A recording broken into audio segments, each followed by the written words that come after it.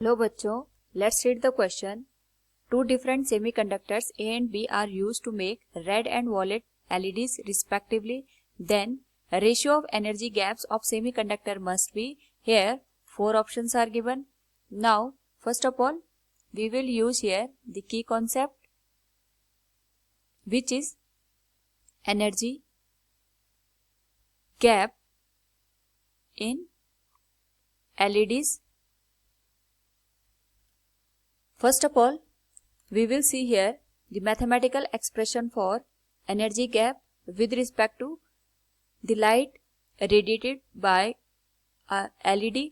जो भी यहाँ पे LED लाइट रेडिएट करती है वो डिपेंड करता है वहाँ पे एनर्जी बैंड गैप की वैल्यू कितनी है, and mathematically it is given by HC divided by lambda.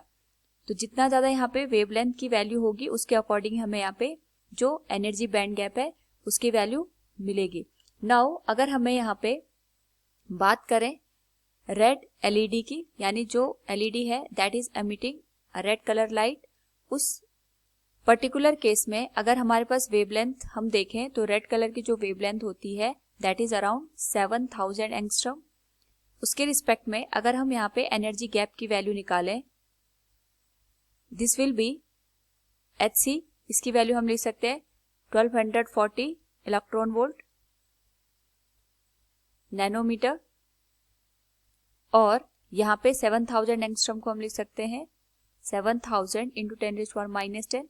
Solve करने पे ये जो वैल्यू है अप्रोक्सीमेट आएगी 1.5 इलेक्ट्रॉन वोल्ट के. नाउ अगर हम बात करें यहाँ पे जो रेड कलर के लिए हमने LED यूज करी है, उस पर्टिकुलर केस में जो बैंड गैप होना चाहिए हमारे पास that is denoted by EA, वो अप्रोक्सीमेट 1.5 इलेक्ट्रॉन वोल्ट से ज्यादा होना चाहिए. नाउ अगर हम बात करें फॉर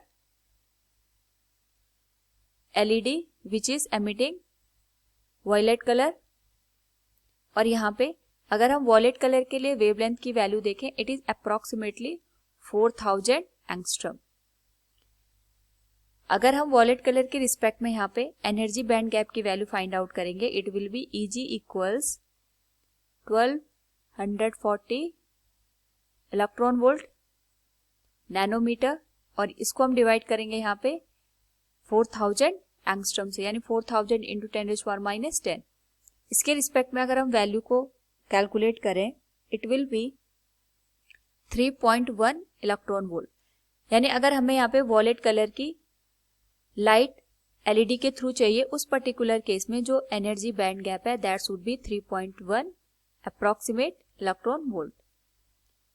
हम यहाँ पे गिवन ऑप्शंस को देखें, उस पर्टिकुलर केस में जो EA की वैल्यू है for option D that is greater than 3 electron volt, और EB की value that should be less then 1.5 electron volt. यहाँ पे इट इज इनकरेक्ट.